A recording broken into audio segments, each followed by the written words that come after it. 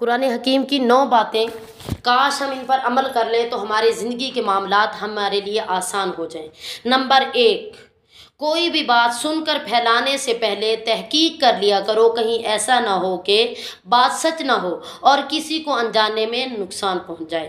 Number 2، دو بھائیوں کے درمیان صلح کروا دیا کرو، تمام ایمان والے آپس میں بھائی بھائی ہیں۔